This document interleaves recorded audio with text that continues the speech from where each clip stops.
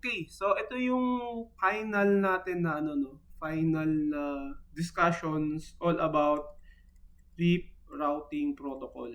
So patapos na tayo si RIP routing information protocol. So tapos na tayo diyan, no? So ang gagawin niyo na lang, ang assignment niyo na lang is kopyahin niyo ito, yung topology na to. Yan, kopyahin niyo yan and then i-configure niyo, no? Configure niyo yung RIP routing, no? Then testingin niyo yung ano ba yung mga ginawa natin sa RIP routing protocol. Nag tawag nito, testingin niyo yung like say yung passive, di ba? Passive interface na configurations, no? Ano pa ba? Tapos yung no auto summary and then yung pag advertise ng mga networks natin. Okay, so yan, kopyahin nyo itong topology na to and then try nyo na i-duplicate and then tignan nyo kung mako-configure nyo ito in such a way na magpo-function siya, no? In such a way na magkakaroon ng interconnectivity yung mga devices natin. So tignan lang natin, no, bago tayo magtapos dito sa show IP protocols tayo. I think lahat naman na nandito sa show IP protocols discuss ko na to. Ito, di ba? Sabi natin, RIP routing protocol is RIP. Alam na natin yan. Tapos, yung sending updates every 30 seconds. Anong tawag dito? Yan yung update timer, di ba? Update timer. Update timer yan. Every 30 seconds nagsisend ng updates yung mga RIP routers natin. Ito, next, ibig sabihin yan, in 16 seconds, magpapadala ulit siya ng updates. Ganun lang ibig sabihin yan. Yung invalid, invalid after 180 seconds, yan yung invalid timer, di ba? Yan yung invalid timer eh. Tapos itong hold down timer, yan, 180 seconds. Sa pag-usapan na natin yan. And then, ito rin, yung flash timer after 240 seconds. Ito yung timer na nagtatanggal ng route do sa routing table ng isang router natin, no? And then ito medyo advanced ito, no, pero pwede nating pag-usapan 'yan pagka advanced na tayo. Okay, ito default version control, ito yung sending version and receiving version 2. Kasi nung kinonfigure natin si RIP, sabi natin ang gagamitin natin is RIP version 2. Okay, and then ito yung mga interface, di ba? Ito yung mga interface wherein sakop or under sila ng mga network command, under sila, no, nandun sila doon sa mga IP address or network addresses na ina-advertise natin. Kung dito titingnan natin kay R1, ito yung mga ina-advertise natin doon eh. Network 192.168.10, di ba? 10.32, 10.64, and then 193, 10.10, di ba? Ito yun. Ito yung mga interface na yun. Sending and receiving version 2. Yan, di ba? Then, ito, na-discuss ko na rin to, automatic network summarization is not in effect. Bakit? Kasi naglagay tayo ng no auto summary during do sa configuration ng RIP natin. Tapos itong maximum path na 4, ganito lang ibig sabihin yan eh. 4 lang na valid path ang i-install ng isang RIP router kapag nahaharap siya dun sa mga equal path. Ganito kasi ang ibig sabihin yan. Diba, ito si R1. So, connected siya kay R2, di ba? Then, connected din siya kay R3. As connected din siya kay R4. Connected din siya kay R5. Connected din siya kay R6. Sabihin natin R6. And then ito, sa gitna na lang, sabihin natin para simple, ito, nakakonect yung mga yan sa switch. Diba? Yan. Tapos dito, may isang router din dito, sabihin natin R7. Ngayon kung titignan natin, si R1, may valid paths siya, no? May mga paths siya. Ito, 1, 2, 3, 4, 5. Actually, 5 na equal path ang pwede niyang padaanan. Let's say, for example, papunta siya kay network X. Diba? Papunta siya kay network X. Ito yung mga valid path na pwede niyang papuntahan. Kay R6, kay R2, kay R3, kay R4, kay R5. Kaya lang pag nag-i-install sa routing table, sabi dito, maximum path is 4. Ibig sabihin, 4 lang sa 5 na to ang i-install sa kanyang routing table. Parabable, ito. So, yan yung nakikita mo sa routing table. Though, pwede siya magpadala dito sa R5 para makarating siya sa X. hindi niya i-install si R5 unless may mag-down dito, halimbawa nag-down yan, so saka papasok si R5.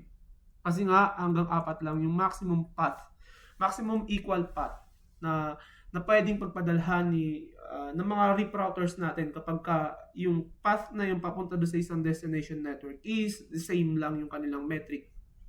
Ganun na ibig sabihin nun. So ano pa, barayin ko na. So dito, sabi niya routing for networks, 'di ba? Ito yung ginamit natin na network advertisement, 'di ba? Naglagay tayo network.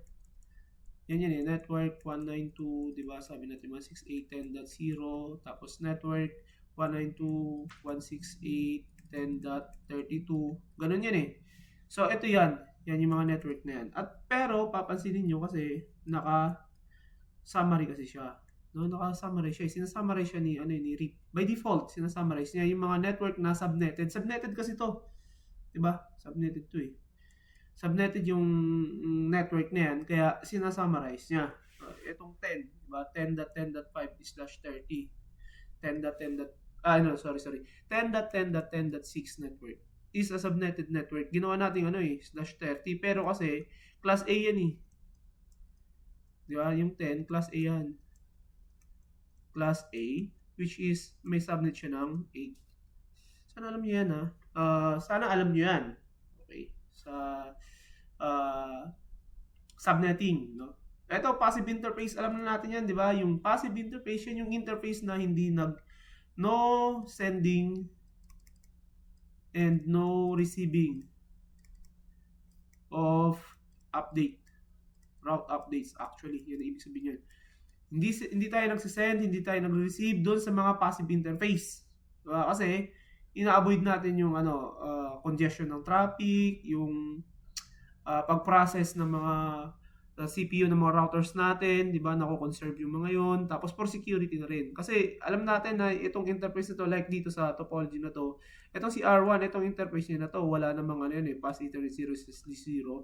Wala namang wala namang katabing router para mag-process ng RIP routing updates. So ginagawa nating passive interface yan. So alam niyo na yon, na-discuss ko na yun, balikan niyo na lang. No? Yung routing information sources, ibig sabihin saan ba kumukuha ng routing information yung router natin? In this case, si R1, kumukuha siya sa 10.10.10.6. Ito yun. Yan. Interface ni R2. Yan. Yun, distance. Ito yung default. Pag RIP routing protocol, yan ay yung 120. Yung administrative distance. Ano ibig sabihin ng administrative distance? Yan yung path believability, no? Katiwa-tiwala. By default kasi yung mga routing protocols natin may mga may mga default na mga administrative distance. Okay? So halos na discuss na natin. Actually napag-aralan na natin lahat 'yan. So ngayon, ang challenge na lang sa inyo is configure nyo yung RIP routing protocol. Gayahin nyo yung network na yan kung gusto nyo, or pwede mag-create din kayo ng sarili nyong topology. Para meron kayong paglaruan, meron kayong pagparaktisan. Kasi yung part ng learning is that you emulate, di ba? You emulate and then you do it on your own. No? So that matawag na ito, ma-supplement mo yung learning mo. Okay? So,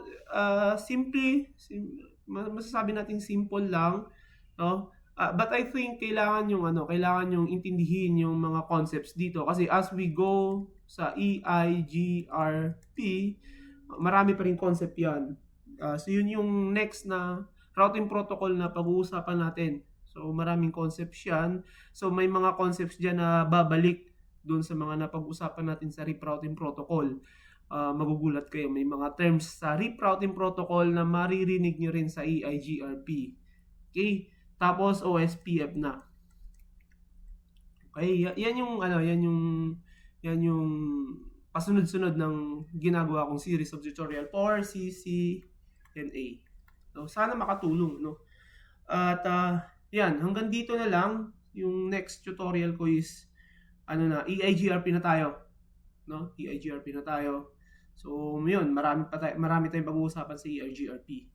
Okay? So, thank you at nanood kayo mula day 1, I mean mula dun sa pinaka una ng RIP hanggang sa ito, ending na. Patapos na yung RIP routing protocol, last video na to ng RIP, di ba? So, EIGRP na tayo sa susunod.